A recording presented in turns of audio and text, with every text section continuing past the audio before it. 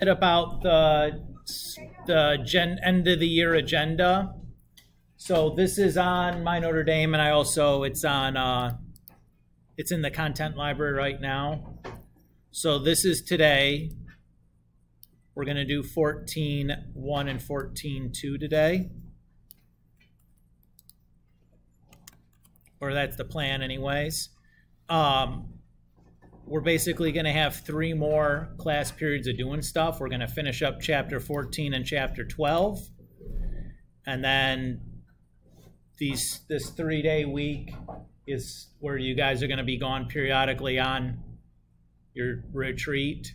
So like I think each one of these 3 days you're going to miss, but I don't know, like it's not going to make any sense. So there's no sense in trying to do something that like people are going to have to make up all over the place. And like, do we do the same thing that we did on Wednesday or Tuesday on Thursday? I don't know. Anyways, so that's all going to be review work. The Tuesday is another review day, and then exams start. Yada, yada, yada. So we have 2 problem sets left. The problem set for Sunday, which is the rest of the chapter 15 stuff.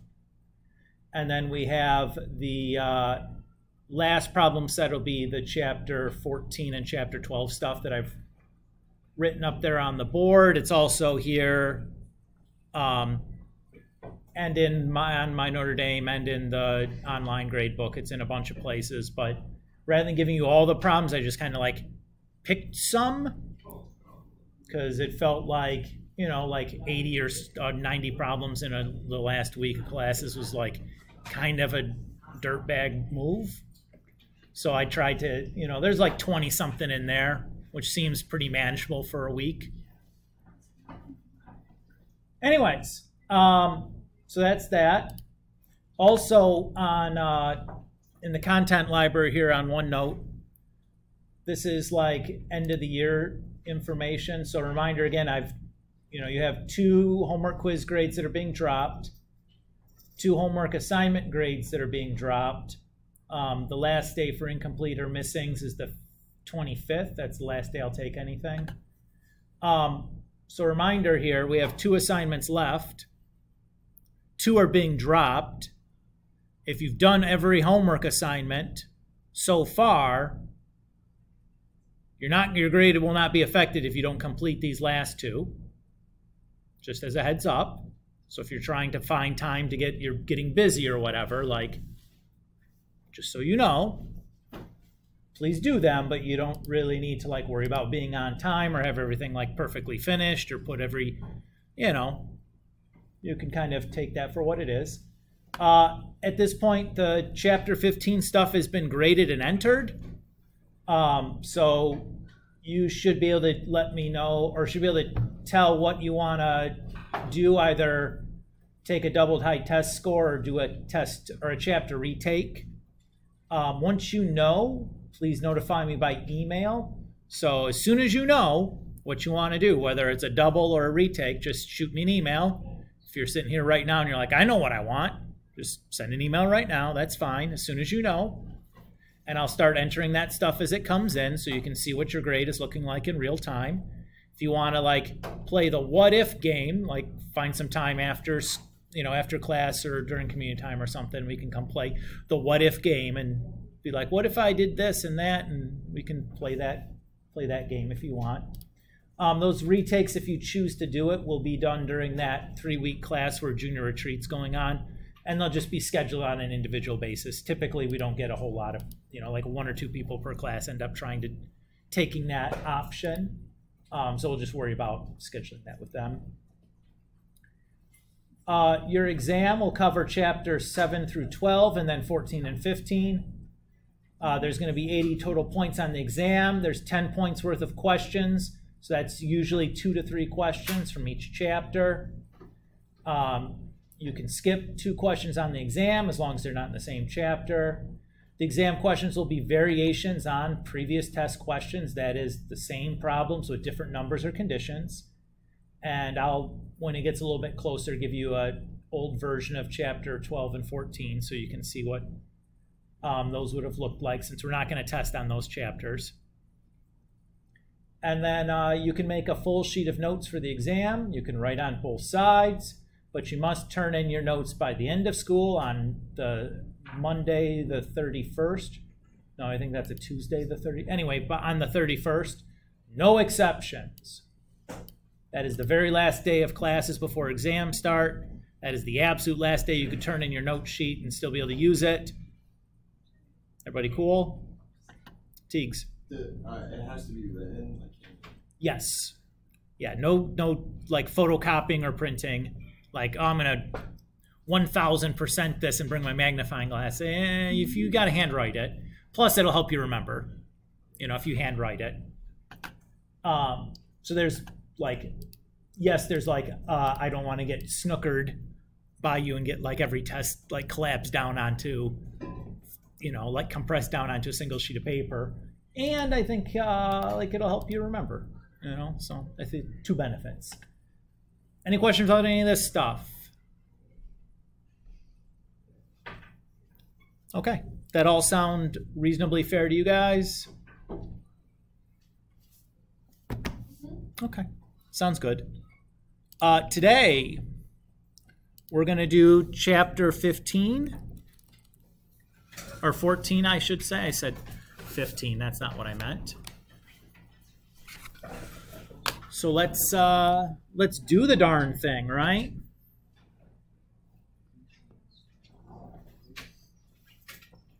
So in chapter 14, we're going to be talking about rational functions.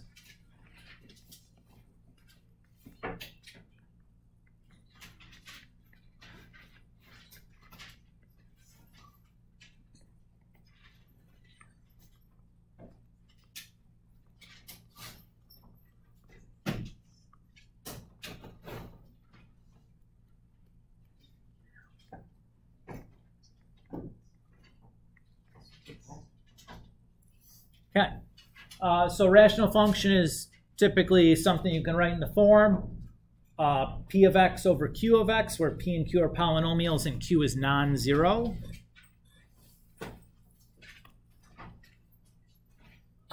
Again, this was something we did in Algebra 2 last year, right? Talking about rational functions. First thing we'll talk about is domains. So we'll just kind of go with an example here.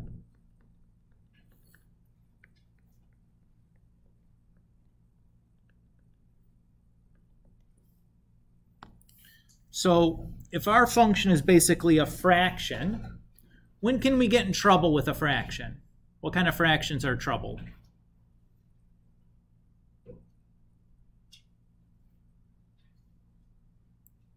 When you divide by 0, right?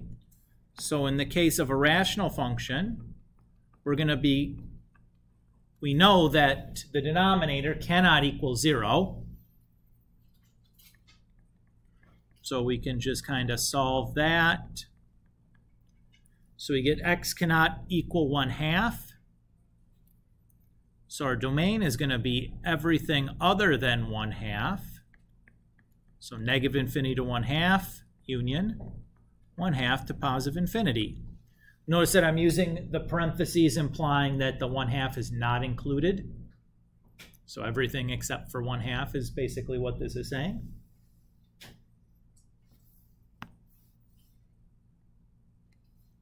Everybody feel okay on that? Not too big of a deal. Could this get a little bit harder? Yeah, but not really. So let's say we have this one here. Oops, I guess I should probably say f of x equals, huh? There we go. So we'll do the same thing. We'll just worry about when the denominator is 0.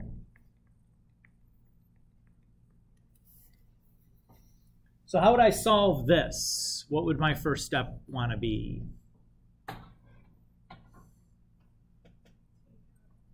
Great. So there's a greatest common factor of x I can pull. Fantastic. What next? Yeah, we should be able to notice that x squared minus 4 is a difference of 2 squares, so you could factor that. And then you can just apply the zero product property.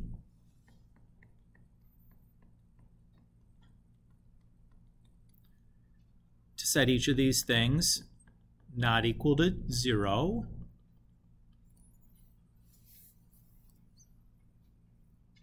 So basically now I have 3 values that we can't equal. So x will go from negative infinity to the smallest of those 3, and then the smallest to the middle value, and then the middle value to the biggest, and then the biggest to positive infinity.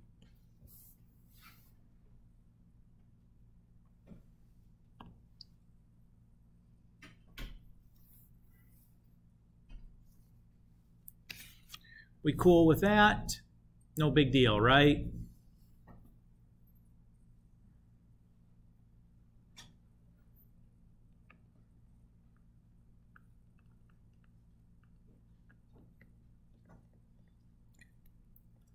So the next thing we'll talk about is sketching a graph. To sketch a graph, we're going to include the following key features.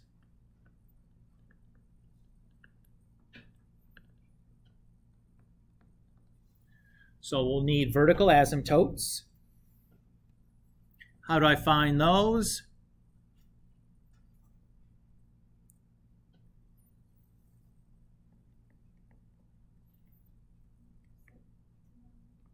Yeah, we should say the reduced denominator equal to 0.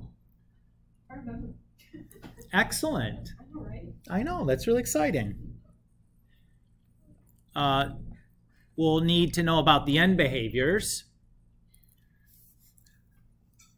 So the end behaviors are a little tricky. There's actually 3 cases here. So let's say our function,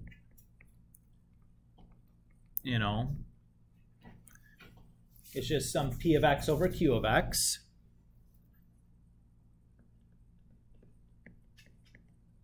In case 1, that's where we'll say the degree of p of x is less than the degree, bless you, of q of x. In that case, we have a horizontal asymptote or end behavior at y equals 0. Case 2, that's where the degree of the numerator is equal to the degree of the denominator. In that case, again, we'll get a horizontal asymptote or end behavior at y equals the leading coefficient of the numerator over the leading coefficient of the denominator. And in the third case, that's where the degree of the numerator is greater than the degree of the denominator. In this case, you get like an oblique asymptote, and you find that using polynomial division. And we'll review how to do that with a specific example in a moment.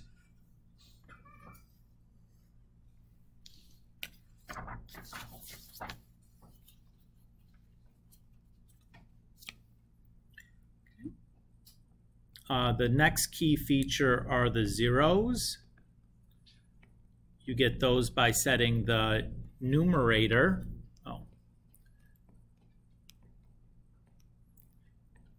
equal to 0 and solving. Oops, we should probably say the same thing here. Reduced numerator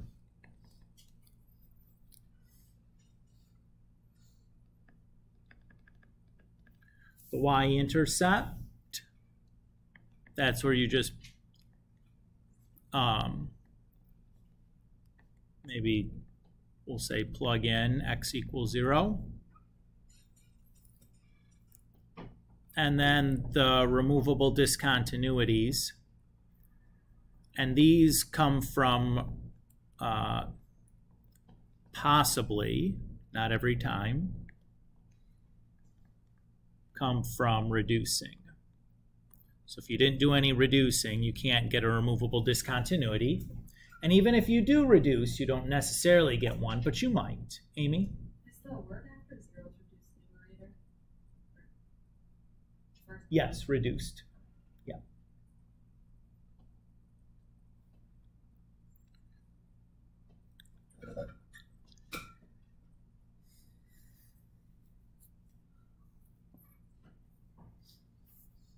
So we're going to run through a couple of these sketch examples.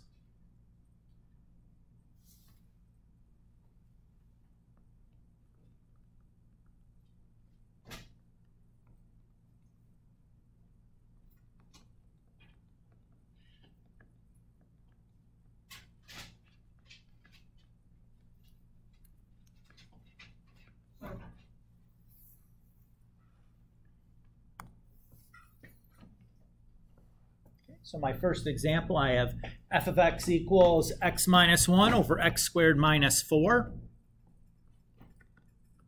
First thing we'll do is look for the vertical asymptotes. How do I find that? Okay, before I do that, though, I should check one other thing. What should I check before I even do that? Yeah, see if I can reduce this. Now, you should be able to look at this and tell that it can't reduce, since the numerator is prime, and it should be pretty obvious that x minus 1 isn't a factor of x squared minus 4.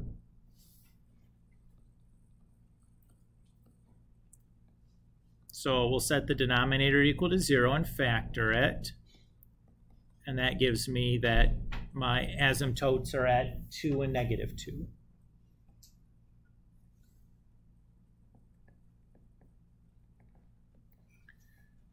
Next up is the end behavior. So we need to look at the degrees. What's the degree of the numerator? That's the biggest exponent on the variables. So that is 1. And the denominator, it's 2.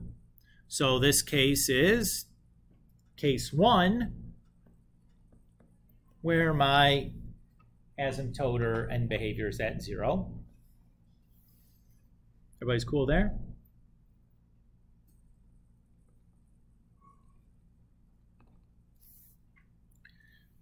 Okay. How do I find the zeros?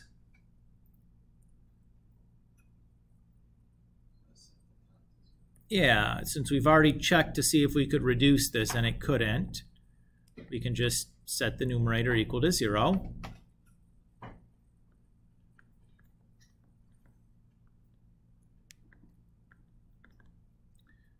To do the y-intercept, how do I find that? Yeah, I just do basically f of 0 there, right? So I'll get negative 1 over negative 4, or just 1/4.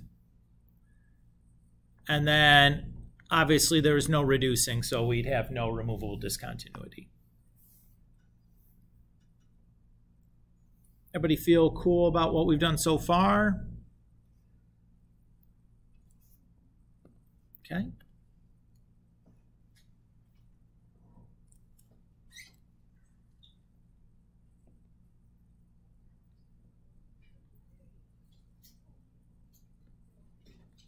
All right. So I'm going to start by drawing in my asymptotes. So there's my asymptote at negative 2.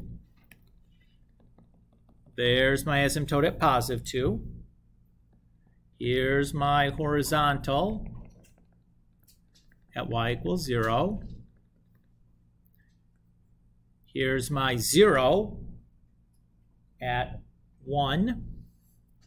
And then, like, here's my y-intercept. Everybody cool with what I've plotted so far and what I've drawn so far? Okay. What I need to do now is I need to figure out on the left side of the vertical asymptote, should my arrow be pointing up or down? And then I need to figure out the same thing on the right side of that asymptote, and then the same thing on the other asymptote. Basically, I'm just going to be figuring out whether the arrow should be pointing up or down at those asymptotes. Okay?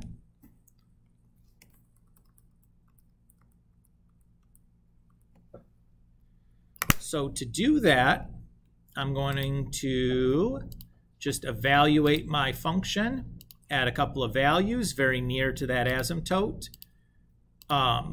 Because I am uninterested in doing that by hand, I'm going to use my calculator to kind of justify or simplify the calculations there. So if I look at this asymptote, and I want to be looking at the left-hand side of it, I'm going to look at two values that are less than -2, but are pretty close to -2. So I'm going to do -2.1. And then we'll get a little bit closer and look at -2.01. So I noticed that that got smaller as we got closer to -2. Everybody see that? So what that's telling me then is that that arrow is pointing down. So I know that that part of my graph is going to look like that, where it's bounded by the horizontal asymptote and the vertical asymptote. Is that okay with everybody? Now I'm going to do the same thing for the right side of that asymptote.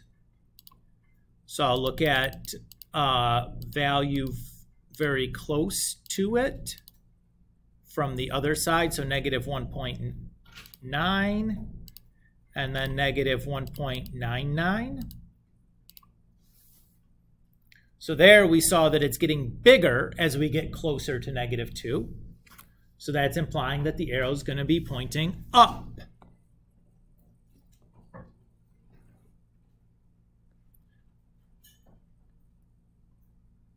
So I have that.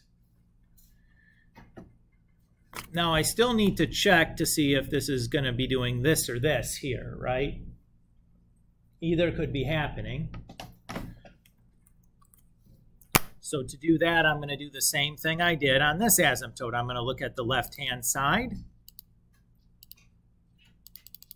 So that's going to be 1.9. And then we'll get a little bit closer at 1.99. So there we saw we got smaller as we get closer, so the arrow's pointing down.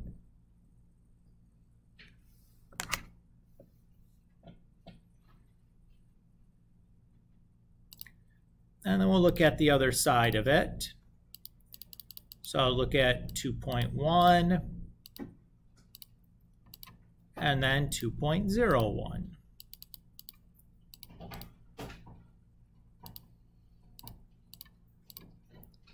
And there we're getting bigger.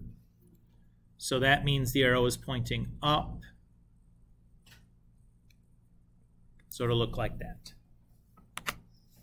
Notice that I could have done this all without a calculator, right? I just used the calculator there at the end to make the plugging in my test values a little bit more convenient because, well, that was going to be kind of a hassle to deal with those decimals. Everybody's okay, though? You could have done this easily with a 4-function calculator still. Now, could you press the graph button on your calculator and look at the picture and get the same information? Sure, but that's kind of defeating the purpose of what we're doing here, right? That reasonably, this is still a problem you could do with no calculator at all, like Mr. Kulik had to do back in the Stone Age.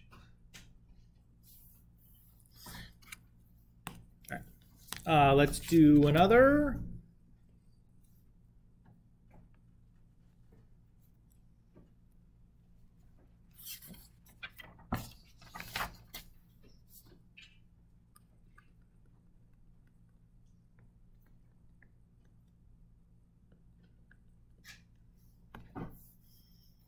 Okay.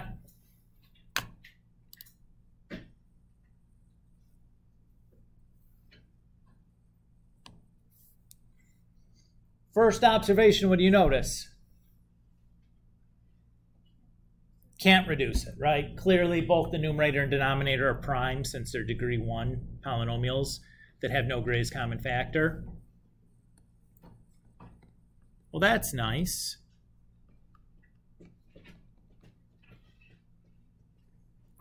So the vertical asymptote, we have just 1 this time at -3. My end behavior, what's the degree in the numerator? 1, and then the denominator it's. So this is case 2, right? So we're going to have the leading coefficient of the numerator over the leading coefficient of the denominator, or just y equals -1.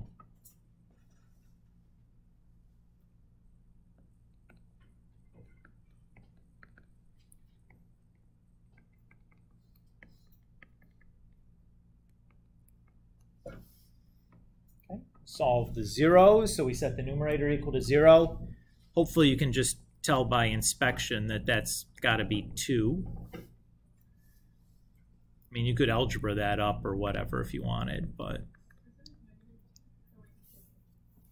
JK.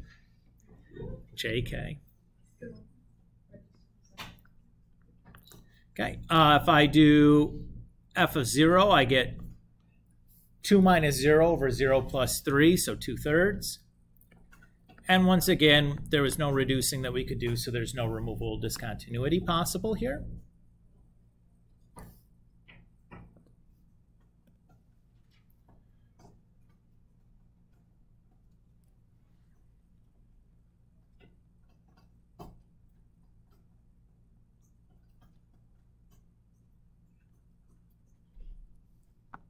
Okay, so we'll start drawing in our stuff. Here's my vertical asymptote. Here is my horizontal. I have my 0 here at 2, and my y-intercept at 2/3. And hey, that's pretty nice, because if I look at things, I know immediately, without even having to do any checks, that that part of the graph has to look like that, right? There's no way that I could pass through those 2 points and do something other than that unless I'm going crazy crossing asymptotes, which presumably are not happening. So all I really need to do is check the left side of that asymptote there. So I'll just reset my calculator. So I have 2 minus x over x plus 3. And then I have to look at negative 3.1. And then negative 3.01.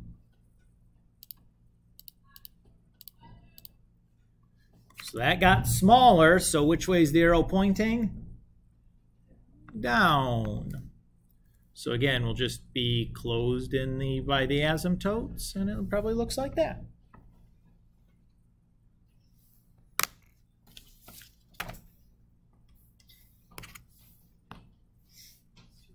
Yes?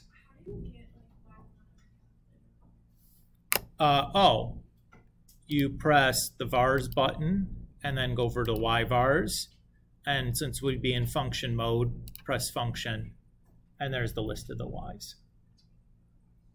So vars for variables, we want a y variable because we want y equals function because we're in function mode, and then there you go. No problem, dude. It's a nice little time saver rather than having to plug that stuff in over and over and over again. You know what I mean, dudes? Yeah. Plus it eliminates like a lot of possibilities for just silly mistakes. You know what I mean? Like if pretty easy to get the function typed into the y equals part by correctly. And since you're doing that the same, or using that the same thing every time, you can, once you got it in there right, you can't muck it up afterwards, which is pretty nice. Pretty nice. Let's see. So the vertical asymptotes there at -2. Which case are we in for the end behaviors?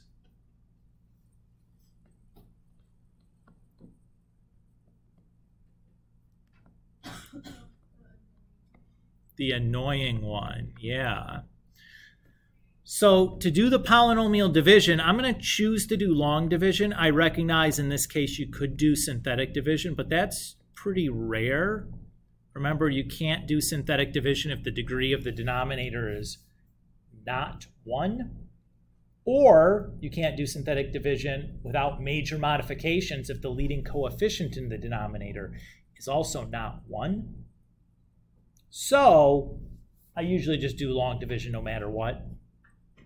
Everybody's okay with that? All right. So I'm going to ask myself, what times x gives me x squared? X. So I'll multiply that to the entire divisor, write it underneath, and then subtract down. So x squared minus x squared is 0. Negative 4x minus 2x is negative 6x. That place is the number one place where students make their mistake because they just forget to distribute the negative when they're doing the subtraction. So be careful there. Okay. Next up, we're going to ask what times x gives me negative 6x? Negative 6. Negative 6. So again, I multiply that to both places. And then subtract down. So negative 6 minus a negative 6 is 0. Negative 5 minus a negative 12 is 7. So that's my remainder, 7. So what we can say here then is f of x is going to equal the quotient, that's the x minus 6, plus the remainder, that's the 7, over the divisor, that's the x plus 2. The part that we care about, though, is just the quotient.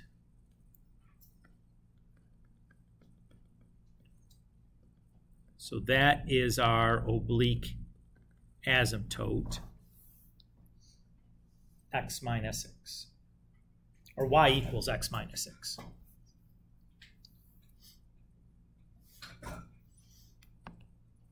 Cool? Does that jog your memories on the polynomial division? We did that last year. I tried to do a good job with it because I know that it matters going forward when we see this stuff again. If you're taking calculus next year, it comes up again there in the first part of the year. Then I need my zeros. Oh, what did we forget to check right away before we got started? Yeah, can this thing reduce? Oh boy, I hope not. Oh good, it can't. Boy, that would have been a bummer, right?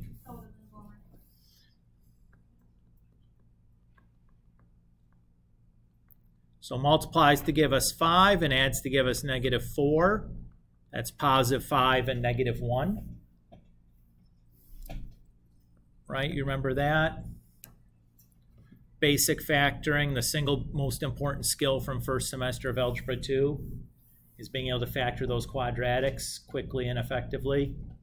This comes up over and over and over again. And then we have the, the y-intercept. Well, that's easy. That's just going to be negative 5 over 2. And then again, no reducing, so no removable discontinuity there.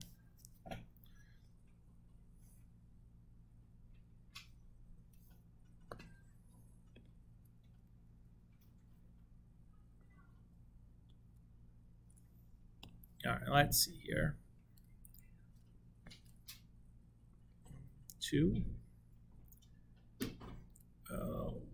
1, 1, 2, 3, 4, 5, 6. 1, 2, 3, 4, 5, 6. And 1, 2, 3. Probably right away, let's find some points to draw in for that oblique asymptote. So I'm just going to pick some values for x and find the corresponding values for y. The values of x that I picked were 6 and 0. Because I like using the intercepts. That's just me, though. Doesn't really matter. All right, let's start sketching.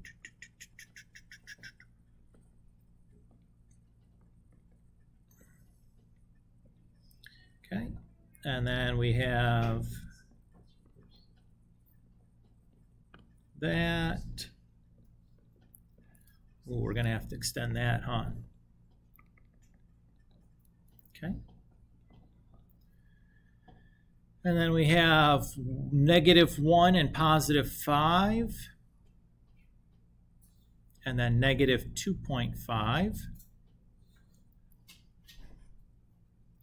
So right away I can tell how to draw the right-hand side. I don't need to check anything,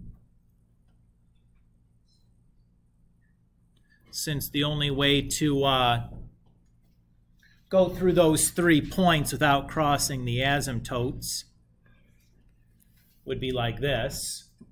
Everybody buy that?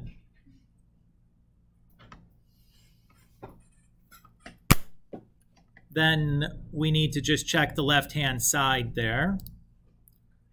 So we'll go and enter my new thing. What was that? X squared minus 4x minus 5 over x plus 2. And then we just need to check -2.1 and then -2.01. Notice that the outputs got smaller, so which way is the arrow pointing? Down. So it's got to fit in there.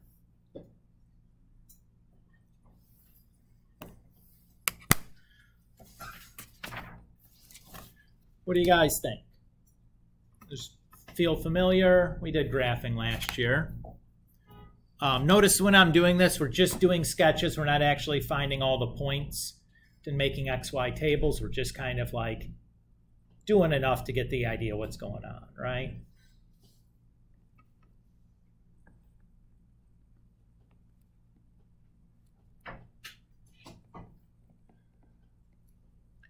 All right, 14.2 is going to be solving.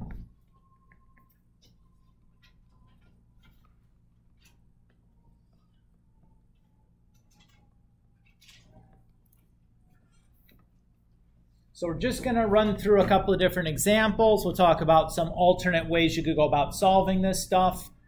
Mr. Gulick will tell you his favorite approach, but also talk about some other things that would also be valid and are like not uncommon ways to do some of these kinds of problems. So if we take a look at this example, what's the first thing you might want to do?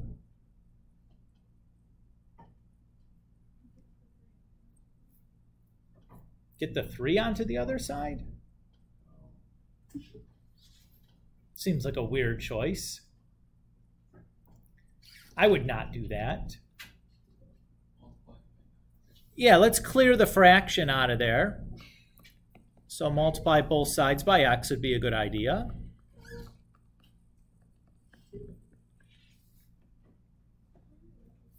So we're left with a quadratic equation. To solve that, we'll just subtract the 4x over to make it equal to 0.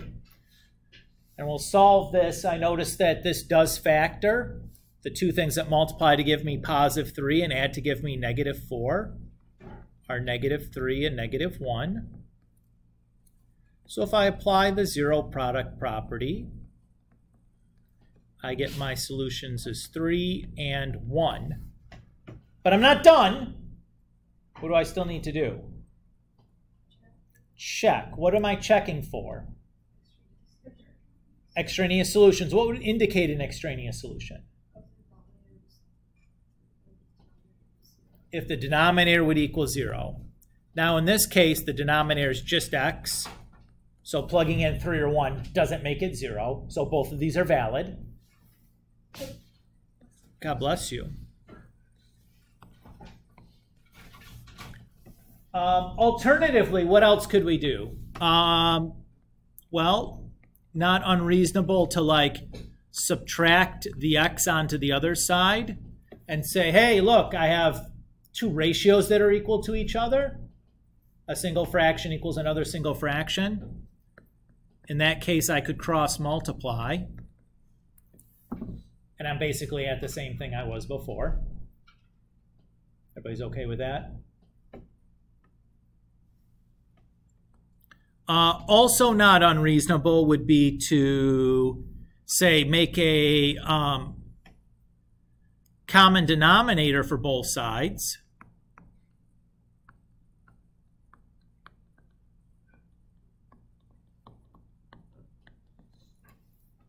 If you give both sides the same common denominator, then you can just set the numerators equal to each other and continue on. That's the same thing that we had before. Everybody's okay with that? So any of these methods are fine. They're valid. You can use them at any point. I particularly just usually do clear fractions every time because it tends to be never the worst option in terms of workload and often the best. But certainly some of these might be easier to implement in a given situation than clearing fractions. But that's usually just what I do. Everybody's okay so far? Okay. Again, all I've done is just kind of talk about stuff you could do.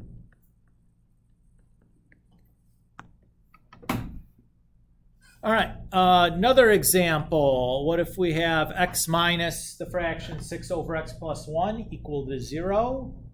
What do you want to do here?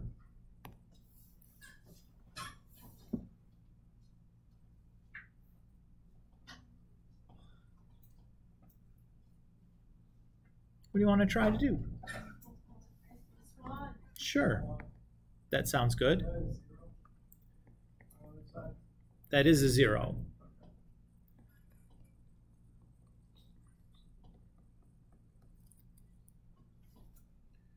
So I get that. Is everybody cool as to how I got that? Okay. If I skip too many steps, feel free to chime in and be like, wait, what? And I can fill in some blanks, but I notice that this also factors. Two things to multiply to give me -6 and add to give me positive 1 are. Excellent. So I get solutions of -3 and positive 2. Are both of those okay? Yep. Yes. Yes, they're both good. Notice on this one, it's rather easy if you wanted to turn this into a cross multiplication problem since there's only two fractions to begin with. Would be easy to do that. Or if you wanted to make a common denominator,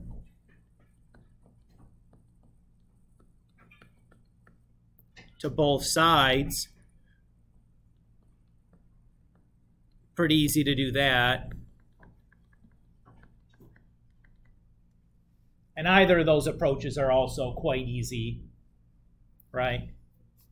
Just kind of about what works for you. I'm not going to solve all of them past the quadratic step. You know what I mean? It's like once we get to the quadratic part, it's all the same. We'll do that once and then talk about like, oh, what else could you do if you want to do something different? And that's fine. But I'm not solving the quadratic like 8 times here. Get real, folks.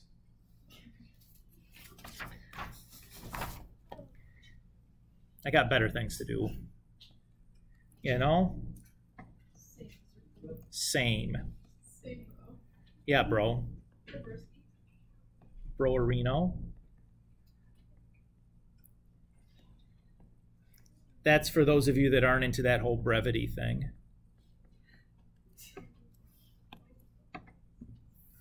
All right, let's take a look at this bad mama jamma.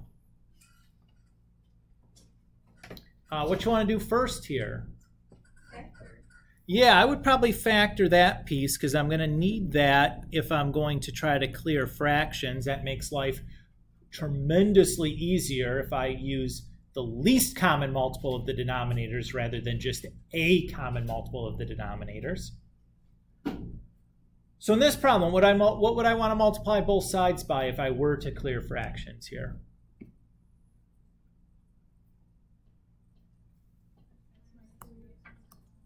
Good. X minus 3 and x minus 1.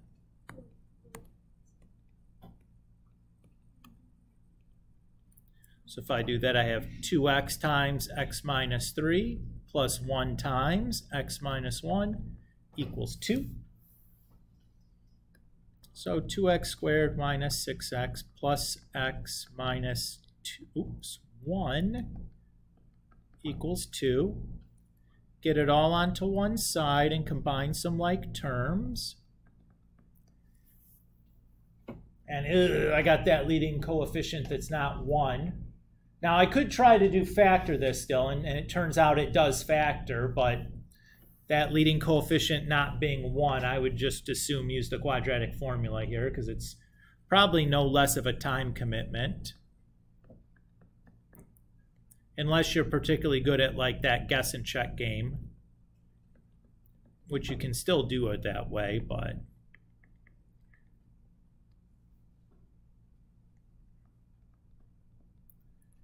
let's see, 5 squared is 25, 4 times 2 times 3 is 20, or negative 24, 25 minus a negative 24 is 49. The square root of 49 is 7. 5 plus 7 divided by 4 is 3. 5 minus 7 divided by 4 is negative 2 over 4, or that just negative 1/2.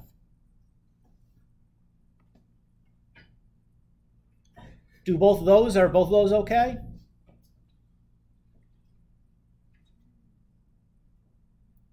No! What's the problem? Yeah. See you later, 3. This has only one answer.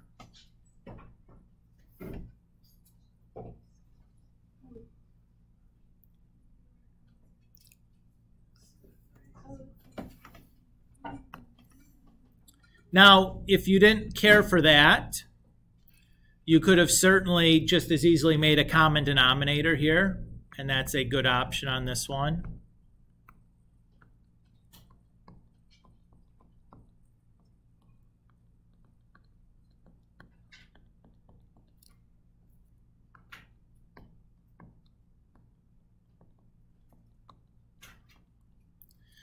So if both sides have a common denominator, or have the same common denominator,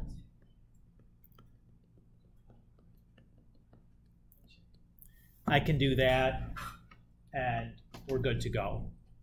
What I would not do in this situation is try to cross multiply here, because boy, that looks like a pain in the tuchus, doesn't it? Yeah.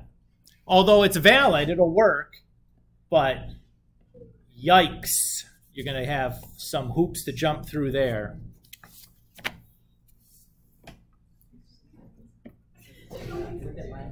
All right. One more story problem example here. So suppose you're a farmer. Have you pictured that in your mind's eye? You got overalls, big straw hat, and you're going to fence in a rectangular field. That rectangular field has to have an area of 500 square feet. And we want to have the minimum amount of fencing to do that. So what dimensions for our rectangle do we need to have, and then how much fencing do we need?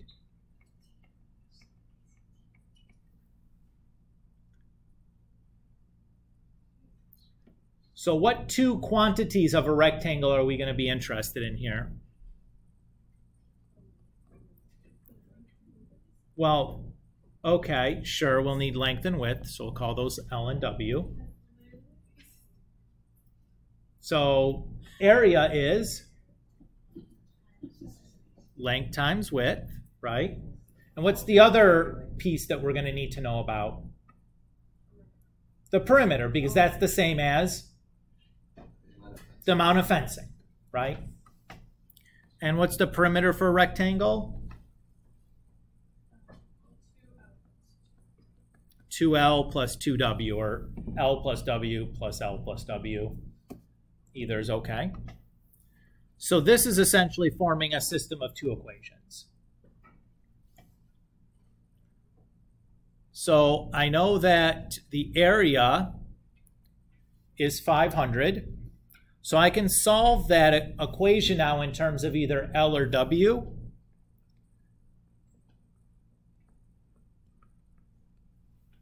So for example here, L could be written as 500 over W. Using that, I can substitute in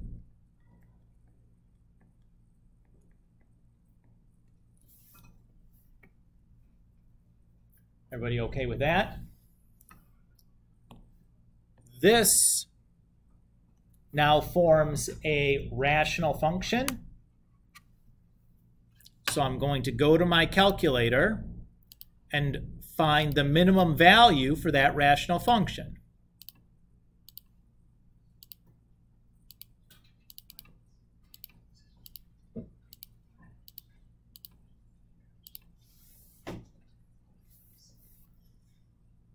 Before I hit graph, I'm going to set a window here. So the x coordinate on my graph is representing values for my width. What's a reasonable lower bound for the possible values for the width?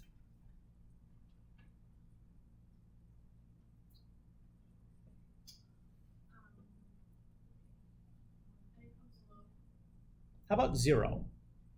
Right? Like, can't have a negative measurement for width. So I just make that 0. What do you think is a reasonable upper bound for the width? I said, no, it can't be higher than 500. I would say 500 is probably a good one, because I know that like if you made a 1x5 rectangle, that's not going to be the best one, but like that's unlikely it's going to be skinnier than that one. The y is representing the perimeter. What's a good minimum value for the perimeter? 0. Great. And what would be if we took our biggest width, what would the perimeter for that be? It'd be 1,002, right? So I'm just going to make the upper bound for the perimeter 1,000. And let's hit the graph and see what this looks like. Because the perimeter, when W was 500, would be 500 times 2 plus 2 times 1, 100,002. I'm just going to call it 1,000 because it's close enough. So it looks like my best situation is down here somewhere, right? That's the lowest y coordinate, is over here. To find that actual minimum value, I'm going to press second and trace, select the minimum command, and I'm going to move my left bound. I'm going to be watching the x coordinate and waiting for that to get to what value? 0. I'll press enter. The right bound, I just want to go, I don't know, this is good enough, right? Because anything after here is going to be a worse perimeter than anything before it. Everybody agree with that? So that's good enough. Press enter, guess. 22.36 gives me 89.44 perimeter.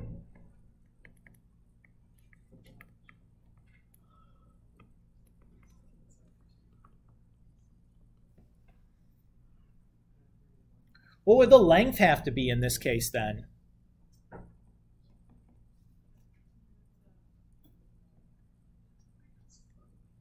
Yeah. 500 divided by 22.36.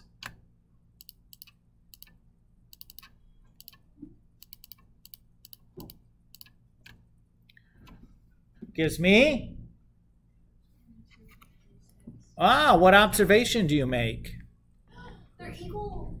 It's a square. It's a square, yeah. In general, the most efficient shape is the regular figure for that kind of shape.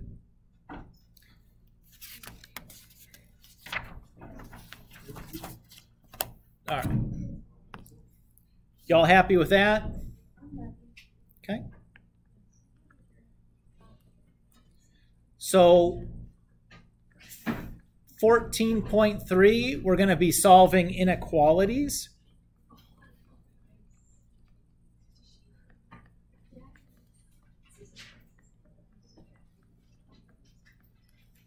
Okay. So right away, how many solutions am I going to have for this inequality? No. Way more than 2. Infinitely many, right? It would be 2 solutions if x squared minus 4 equaled 0, but we are looking for when it's greater than 0. Now, what I want to do to start is I do want to solve when it's equal to 0, because that's when the sign can change, right? Yes, we divide by negative. If I divide by negative. Oh, sorry. I thought I got something.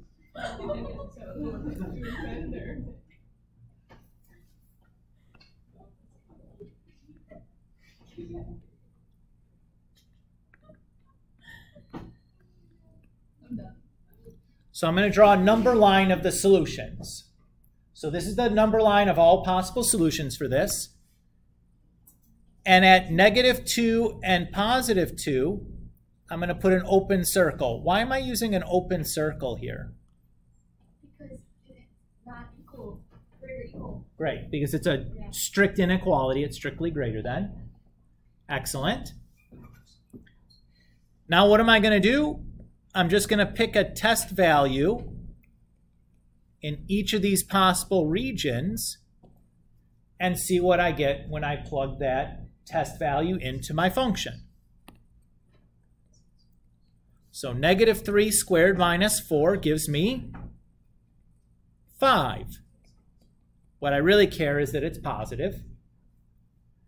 0 squared minus 4 is -4, but what I really care about is that it's negative. And 3 squared minus 4 is 5, but what I really care is that it's positive. So which part of this number line is representing the solutions? These parts that are positive, since I want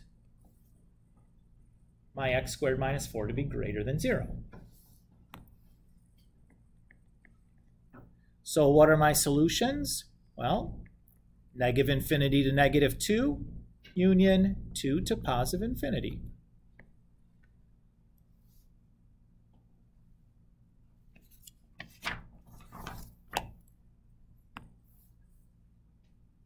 How's that look? It's okay?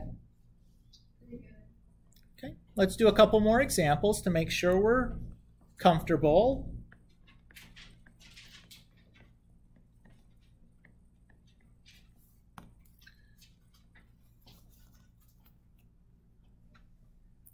So just like the previous problem, I'm going to start by finding the zeros. So how am I going to solve this for 0? Okay, greatest common factor of x I can factor out. Then what?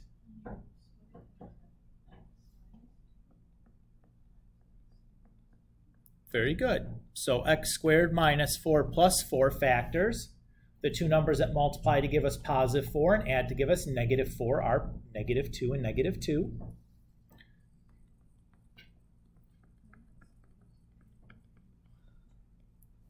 So those are my zeros.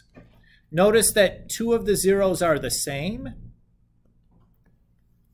So I really only need to include one of them. Why am I using filled in circles this time? Because it's equal. Yeah. Okay. So just like before, let's pick some test values. So maybe I'll pick -1 for that section, 1 for that section, and maybe 3 for that section.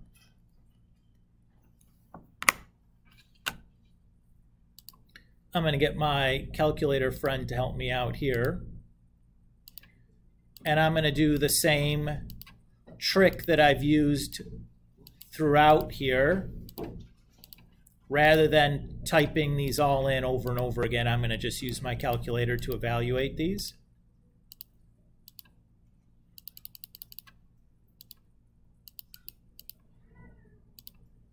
So I get a -9. Again, all I care about is that it's negative.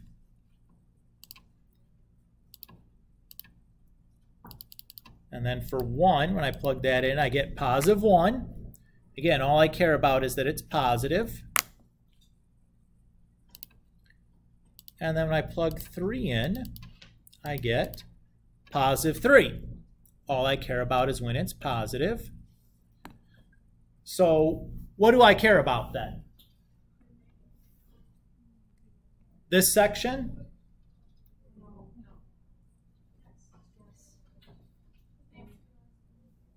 So I'd say my answer is like that. Almost. Forgot something.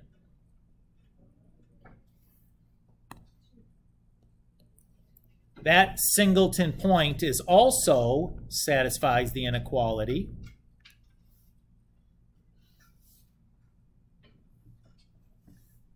Since it's equal to 0 at that point as well.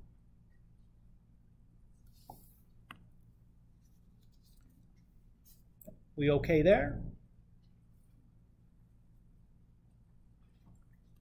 All right.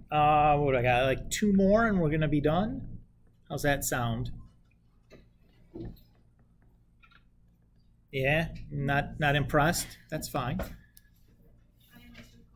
All right. So this one, what's different now? It's a rational function. So we need to worry about the zeros. That's true. But we also have to worry about the discontinuities.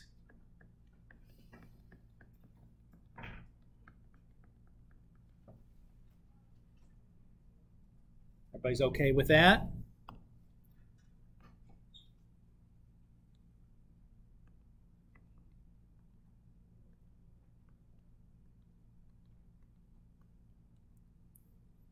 Okay. At 4, should I use a open or closed dot? Closed. Okay. For the -1, open or closed? Open. Wait, what? What? Always an asymptote will have an open dot because that asymptote is not in the domain of the function, hence having no value there. I know, but this is why I'm showing you the tricks, right? It'd be worse if I didn't do this beforehand. So let's pick some values in each of these little sections. So those will be my test values. I'll go type this junk into my calculator. Actually, I don't need my calculator to do this. Where are you? You're just getting lazy now, Mr. Kulik. -2 minus 4 is -6. Over -2 plus 1 is -1. Negative over negative is positive. So I'll plug 0 in, I have -4 over +1. That's negative. And if I plug 5 in, 5 minus 4 is 1 over 5 plus 1, that's 6. So positive over positive is positive. All right, which parts do I care about? the positive parts. So here we have to be a little bit careful. So negative infinity, negative 1 with a parenthesis, union positive 4 with a bracket to positive infinity.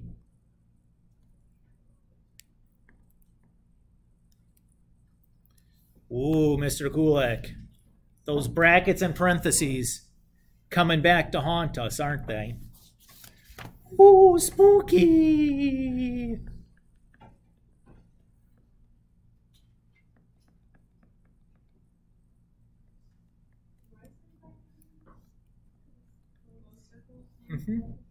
Yeah. The closed circle implies that that would be included in the set. Hence the bracket. Is that cool? Good enough? All right. Last one. Square root x plus 4 over the absolute value of x minus 1. Oh no, Mr. Kulik. It's okay, guys. What's the solution to the square root of x plus 4 equal to 0? Quick in your head. It's just negative 4? No. Yeah, negative 4 plus 4 is 0. Square root of 0 is 0. Ain't no other way to get there.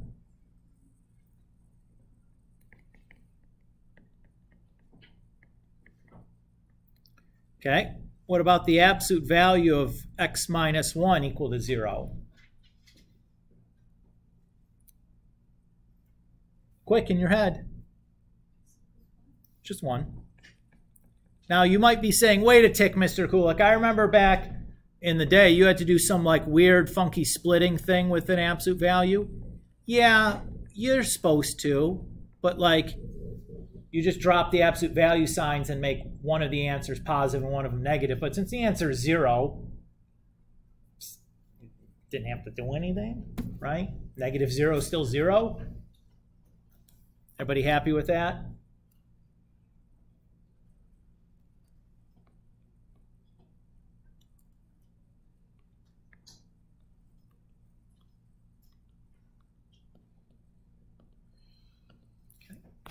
So at the negative 4, open or close dot?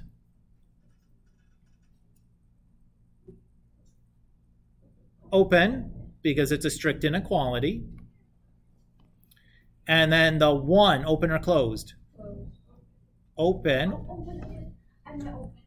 Because all vertical asymptotes are open. Yes, I had that in my mind, but I said the wrong one. That's okay.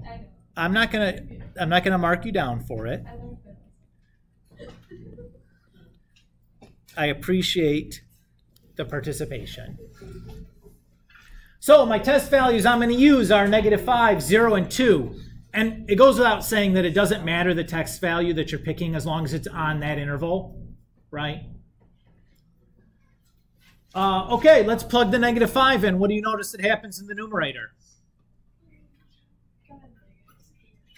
I get a negative under the square root. What's that mean? Yeah, undefined, right? Because there's no real number there. That's fine.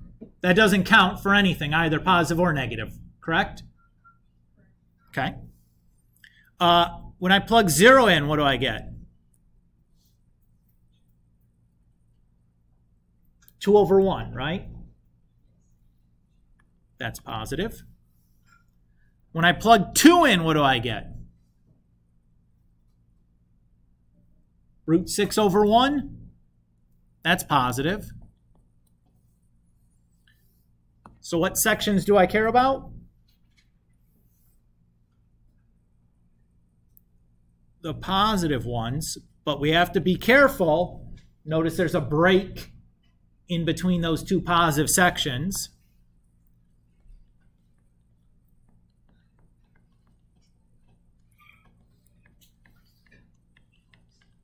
So we do need to use two separate intervals to describe that.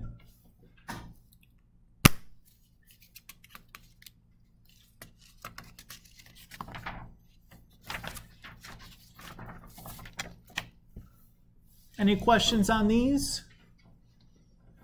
Relatively straightforward, right? Does it feel good to be like back into hard algebra here? Just this is just like nothing but algebra. There's no trig and pre-calc-ness going on. Guess what we just did? That was all of 14. Guess what we are? We're a class ahead now. Yay. That's cool. So next time we'll finish chapter 12. That is a one-day lesson. Bring your calculator. It's all on the calculator. It'll be nice to follow along. And then that'll be it for the year as far as lessons go. Sound good?